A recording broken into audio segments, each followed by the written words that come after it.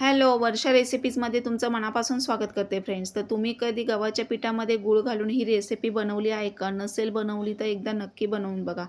एवढी आरोग्यासाठी, शरीरासाठी, आपल्या सगळ्या आजारांवर एवढी रामबाण उपाय आहे ही रेसिपी. तर एकदा बनवली तर तुम्ही बघा 10 ते 15 दिवस, 20 दिवस नक्की बनवून खाल. आणि विशेष म्हणजे आता ही पावसाळा लागलेला आहे, तर पावसाळ्यामध्ये तुम्ही जर ही रेसिपी बनवून खाल्ली तर बघा तुमची कंबरदुखी, हाडंदुखी, गुडघेदुखी सगळ्यावर रामबाण उपाय आहे. आणि फार काही लागत नाही. अगदी घरगुती साहित्यामध्ये मी तुम्हाला दाखवत आहे. आता उशीर न लावता सुरुवात करूया. त्यासाठी बघा आता इथे मी अर्धा किलो प्रमाणामध्ये मी खोबरं आणि खारीक घेतले. क्वांटिटी कमी जास्त तुम्ही करू शकता. तुम्हाला जेवढ्या याच्यामध्ये बनवायचे तेवढं तुम्ही घ्यायचं आहे. आता याच्या खारकांच्या बिया काढून घ्यायच्या आहेत. आता 2 प्रकारच्या खारका मिळतात. काळ्या खारका असतात एक आणि ह्या साखरी अशा ह्या खारका असतात. तर दोन्ही पण चांगल्या आहेत. तुम्ही कुठल्याही घेऊ शकता. आता बघा मी इथे खारकांच्या बिया काढून घेतल्या. तर खोबऱ्याचे देखील काप करून घेतलेले आहेत. इथे एक कढई गरम करायला ठेवलेली आहे गॅसवर. आता त्यामध्ये बघा हे मेथीदाणा घेतलेला आहे. मेथीदाणा हा 50 ग्रॅम घेतलेला आहे. हा सुद्धा आरोग्यासाठी, आपल्या केसांसाठी, त्वचेसाठी, स्किनसाठी खूप फायद्याचा आहे. जर तुम्ही इंटरनल असा आहारातून जर घेतलं तर केस गळती, हेअरफॉल जागेवर थांबतो, केस वाढतात, स्किन पण छान होते आपली. आणि त्याचसोबत बघा ज्यांना शुगर वगैरे आहे ती सुद्धा कंट्रोलमध्ये राहण्यास मदत होते. त्यामुळे मेथीचा वापर आपण आहारामध्ये केला पाहिजे. तर मी इथे 50 ग्रॅम मेथी भाजून घेतलेली आहे. आता इथे त्याच कढईमध्ये बघा 2 चमचे साजूक तूप घेतलेलं आहे. तर यासाठी मी साजूक तुपाचाच वापर करणार आहे. त्यामध्ये हे खारीक आणि खोबरं आपल्याला थोडंसं हलकंसं असं भाजून घ्यायचं आहे. खोबऱ्याचा जो खवटपणा वगैरे असतो तो निघून जातो. आणि हलकंसं भाजून घेतलं तर खारीक आणि खोबरं एकत्र हलकंसं भाजून घेतलं तर ते मिक्सरमध्ये पण अगदी बारीक व्यवस्थित होतं. काही वेळेला काय होतं, बऱ्याच वेळेला खारका खूप कडक असतात किंवा खूप सादळल्यासारख्या असतात. त्यामुळे थोड्याशा हलक्याशा आपल्याला गरम करून घ्यायच्या आहे, म्हणजे मिक्सरमध्ये व्यवस्थित ते एकसारखं बारीक होतं. आता बघा त्याच कढईमध्ये काजू बदाम हे मी असे 100-100 ग्रॅम घेतलेलं आहे. ते पण थोडंसं साजूक तुपामध्ये व्यवस्थित असे रोस्ट करून घ्यायचे आहेत. भाजून घेतल्यानंतर त्यामध्ये बघा थोडेसे मनुकेसुद्धा ॲड करायचे आहेत, काळे मनुके. तुमच्या आवडीप्रमाणे क्वांटिटी कमी जास्त करू शकता. तर त्यामध्ये बघा काळे मनुकेसुद्धा मी भाजून घेतलेले आहेत. आता हे मी भाजून घेतले. खारीक, खोबरं, काजू, बदाम, मनुके यामध्ये ॲडिशनल अजूनही तुम्ही काही तुमच्याकडे ड्रायफ्रूट्स असेल ते ॲड करू शकता. तर ते आता मी थंड व्हायला ठेवलं. तोपर्यंत त्याच कढईमध्ये बघा तूप गरम करायला ठेवलं. तूप चांगलं कडकडीत गरम झाल्यानंतरच त्यामध्ये आपल्याला डिंक टाकायचा आहे, तळून घ्यायचा आहे. तर डिंक हा बघा मी 100 ग्रॅम घेतलेला आहे. आता कंबरदुखी, ज्यांची गुडघेदुखी, पाठदुखी, ज्यांना त्रास होतोय त्यावर हा डिंक खूप रामबाण उपाय आहे. त्यामुळे डिंक हा 100 ग्रॅम मी घेतलेला आहे. तो असा चांगला तुपामध्ये तळून घ्यायचा आहे. असा पूर्ण फुलला पाहिजे आणि अगदी गॅसची फ्लेम नॉर्मल ठेवायची, नाहीतर हाय फ्लेमवर तळला तर तो खूप काळा होतो, जळला जातो. आता तो बघा भाजून घेतल्यानंतर ताटामध्ये थंड व्हायला ठेवायचं आणि मेथी ही पावडर बनवून घ्यायची. पावडर बनवून घेतल्यानंतर बघा गरम दुधामध्ये ती भिजत घालायची आहे मेथीची पावडर. आता मेथी दाण्याची पावडर करून घेतल्यानंतर गरम दुधामध्ये जर भिजत घातली तर बाकी तयारी करेपर्यंत ती व्यवस्थित त्यामध्ये भिजली जाते. मी तुम्हाला पुढे स्टेप बाय स्टेप दाखवते, त्यामुळे व्हिडिओ कुठेही स्किप न करता पूर्ण बघा. अगदी नवीन शिकणाऱ्या अनमॅरिड मुली असेल तरीही त्यांना बनवता येईल. ही रेसिपी एवढी सोपी आहे. आता खारीक, खोबरं हे मिक्सर जारमध्ये घालून अगदी बारीक करून घ्यायचं आहे. अगदी बारीक म्हणजे थोडंसं गरगरीत ठेवायचं आहे. तर जसं व्हिडिओ दाखवलं तसं त्या पद्धतीने बनवायचं आहे. आता हे मी 2 ते 3 टप्प्यामध्ये बारीक करून घेते. थोडं थोडं बारीक करायचं आहे. खारकांमधल्या बिया व्यवस्थित काढून घ्यायच्यात. एखादी जरी चुकून राहिली तरी मिक्सरचं भांडं खराब होऊ शकतं, ब्लेड तुटू शकतं मिक्सरचं. त्यामुळे खारकांच्या व्यवस्थित बिया काढून घ्यायच्यात. थोड्याशा तुपामध्ये त्या हलक्याशा भाजून घ्यायच्यात खारीक आणि खोबरं. आणि मिक्सरमध्ये ग्राइंड करताना सगळं एकत्र थोडं थोडं घेऊनच ग्राइंड करायचं आहे, खारीक, खोबरं. आणि त्यानंतर बघा इथे डिंकसुद्धा मी बारीक करून घेतला. डिंक पण असा हलकासा गरगरीत बारीक करून घ्यायचा, म्हणजे खाताना तो असा दाताखाली आला की चव खूप छान लागते. आणि आपल्या जेवढं आपण इंटरनल आतून घेऊ तेवढं आपल्या स्किनवर, केसांवर ते तेवढं फायद्याचं राहतं. त्यामुळे जेवढं तुम्हाला आतून आहारातून घेता येईल तेवढं आपण घ्यायचं आहे. आता त्याच कढईमध्ये बघा मी तूप गरम करायला ठेवलं आहे आणि त्यामध्ये 1 कप गव्हाचं पीठ घेतलेलं आहे. आता हे गव्हाचं पीठसुद्धा त्यामध्ये मिक्स करायचं आहे. काही जण तर बघा गहू खास ही रेसिपी बनवण्यासाठी अर्धा किलो 1 किलो प्रमाणात गहू भाजतात आणि ते गिरणीमधून अगदी जाडसर गरगरीत असं दळून आणतात. पण इथे मी गव्हाचं पीठच तुपामध्ये भाजून ॲड करत आहे.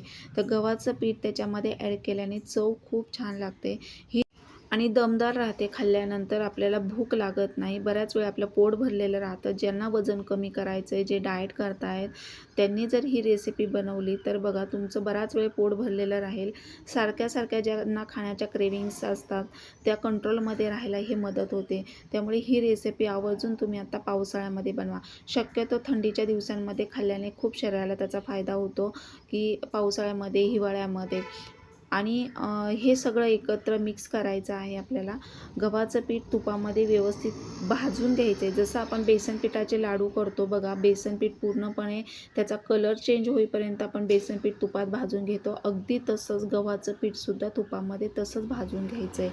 खरपूस असं सोनेरी रंग होईपर्यंत ते भाजून घ्यायचं आहे. भाजल्यानंतर ते सुद्धा त्यामध्ये मिक्स करायचं आहे. आता इथे तुम्ही मेथी बघू शकता. मेथी दाण्याची मी पावडर करून दुधात भिजत घातली होती. ती छान व्यवस्थित भिजलेली आहे, ड्राय झालेली आहे.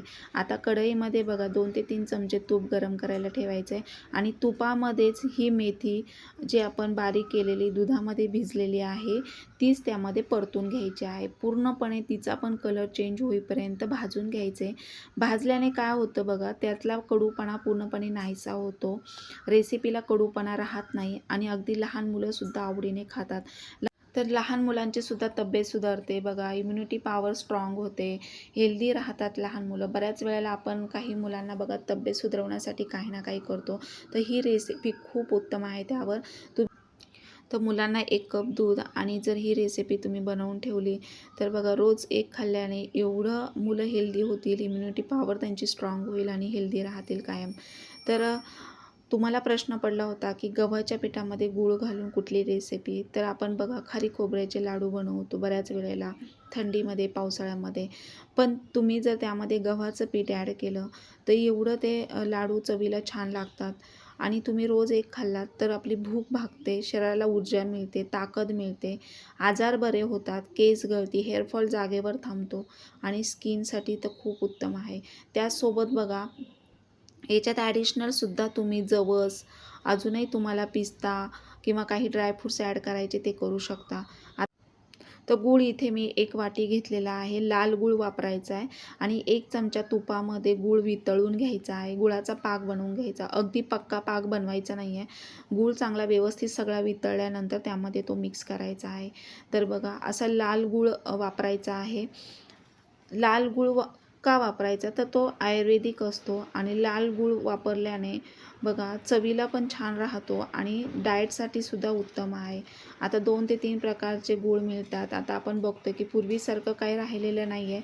पण जेवढं आपल्याला शक्य होईल तेवढं आपण आहारातून घ्यायचं आहे आणि लाल गूळच आणायचा आहे बघा. कलर तर खूप छान येतो पण चवसुद्धा अप्रतिम लागते आणि हे लाडू जर बनवले ना तर रोज एक लाडू तुम्ही खाल्ला ना सकाळी तर बघा दुपारपर्यंत तुम्हाला भूक लागणार नाही. आणि बऱ्याच वेळेला काय होतं वजन कमी करण्याच्या नादात आपण बऱ्याच वेळ कंट्रोल करतो भुकेवर आणि त्यानंतर मग आपण काही ना काही असं स्पायसी चटपटीत खायला बघतो. मग त्यापेक्षा जर आपण हे लाडू बनवून ठेवले आणि छोट्या भुकेसाठी इव्हिनिंगला मॉर्निंगला जर तुम्ही एक लाडू खाल्ला तर तुमची भूक पण भागली जाते, हेल्दी पण असतो आणि त्याचसोबत इंटरनलसुद्धा आपल्याला भरपूर सारे घटक भेटतात शरीराला. आता ज्यांना बघा BP शुगरवाल्यांना तर खूप इफेक्टिव्ह आहे हे लाडू. खारीक, खोबरं, मेथी, डिंक, त्याच्यामध्ये जवस, आळीव, अजूनही तुम्ही बरेच काही त्याच्यामध्ये घालू शकता. तीळ घालू शकता, पांढरे तीळ, ते सुद्धा हाडांसाठी खूप फायद्याचे आहेत. म्हणजे अजून ॲडिशनल तुम्ही त्याच्यामध्ये शेंगदाणेसुद्धा भाजून घालू शकता. पण आता इथे मी जे तुम्हाला दाखवलेले आहेत ते मी अगदी घरगुती साहित्यामध्ये दाखवलेलं आहे. आता सर्वात शेवटी लाडू बांधायच्या अगोदर त्यामध्ये 1 ते 2 चमचे वेलची पूड घालायची. तुम्ही जायफळसुद्धा थोडंसं घालू शकता. चवीसाठी, स्वादासाठी. तर इथे मी वेलची पूड अगदी 2 ते 3 चमचे घातलेले आहे आणि एवढे चविष्ट लाडू बनतात ना, तर बघा लहानच काय तर मोठेसुद्धा आवडीने खातील आणि रोज एक लाडू खायचा आहे. हे लाडू जर तुम्ही ह्या क्वांटिटीमध्ये बनवले तर जवळपास बघा 12 ते 15 दिवस तुम्हाला जातील. बऱ्याच वेळेला आपल्याला घाई असते आणि मग नंतर खूप भूक लागलेली असते, त्यावेळेला काय बनवायचा हा मोठा प्रश्न पडतो. मग तुम्ही असे हे लाडू बनवून ठेवले पावसाळ्यामध्ये, हिवाळ्यामध्ये, थंडीच्या दिवसांमध्ये, तर हा एक रोज लाडू खाल्ला तर म्हणजे शरीराला बघा आपल्या खूप सारी ऊर्जा मिळते आणि फार वेळ लागत नाही. अगदी अर्धा पाऊण तासामध्ये तुम्ही हे लाडू बनवू शकता. तर बघा आता इथे मी एवढ्या याच्यामध्ये गोल गरगरीत असे लाडू बनवून घेते. पटकन वळले जातात, फार वेळ लागत नाही आहे. गुळाचं प्रमाणसुद्धा तुम्ही कमी जास्त करू शकता, पण हे परफेक्ट प्रमाण आहे. अगदी छोटी वाटी म्हणजे मीडियम साईजची वाटी मी लाल गूळ घेतलेला आहे. तुम्ही वजनी प्रमाणात म्हणाल तर 200 किंवा 250 ग्रॅम, 300 ग्रॅमपर्यंत तुम्ही गूळ घालू शकता. किंवा खारीकसुद्धा तुम्ही प्रमाण जास्त वाढवू शकता. 1 किलो प्रमाणात पण करू शकता, अर्धा किलो प्रमाणात पण करू शकता. गव्हाचं पीठसुद्धा तुम्ही क्वांटिटी कमी जास्त करू शकता. पण मी इथे 1 कप घातला आहे, तिथे तुम्ही 2 कपसुद्धा घालू शकता. एवढे चविष्ट आणि रुचकर हे लाडू बनतील बघा आणि पुरुठ्या पण पडतात. बऱ्याच वेळेला काय होतं की घरामध्ये जास्त लोकं असेल तर आपल्याला आपण काही वेळेला लाडू वगैरे बनवतो. तर जास्त क्वांटिटीमध्ये बनवलं तर सगळ्यांनाच व्यवस्थित ते पुरले जातात आणि बनवल्या एवढी मेहनत करून बनवतं तर अगदी 10 ते 12 दिवस तरी लाडू गेले पाहिजेत. तर अशा क्वांटिटीमध्ये तुम्ही बनवायचे आहेत. तर एवढे ते इफेक्टिव्ह आहे आपल्या शरीरासाठी तर विचारू नका. बघा तुम्हाला कुठलेच सप्लिमेंटची गरज पडणार नाही. तुम्ही जर असं आहारातून जर घेतलं, इंटरनल जर घेतलं तर हे सगळे घटक तुमच्या शरीराला मिळाले जातात. तर अशा हे प्रमाणामध्ये मी लाडू बनवून घेते आहे बघा आणि फार वेळ लागत नाही, अगदी झटपट होतात. तर जे कोणी चॅनलवर नवीन असाल तर त्यांनी लाईक करा, व्हिडिओ आवडल्यास जास्तीत जास्त शेअर करा आणि लाडूची रेसिपी बनवून बघा. कसे झाले कमेंट बॉक्समध्ये नक्की सांगा. तर आता इथे मी पटपट लाडू वळवून घेते आणि मी तुम्हाला दाखवतेच लाडू झाल्यानंतर. तर हे बघा एवढे लाडू झालेले आहे. अगदी 10 ते 12 दिवस म्हटलं घरातल्याने सगळ्यांनी खाल्ले तरी अगदी ते व्यवस्थित पुरले जातात आणि नक्की बनवून बघा. कसे झाले कमेंट बॉक्समध्ये नक्की सांगा आणि बनवल्यानंतर तुम्ही एका हवाबंद डब्यामध्ये ठेवायचे आहेत आणि अजिबात खराब होत नाही. अगदी महिना, दीड महिना हे लाडू बनवून खातात.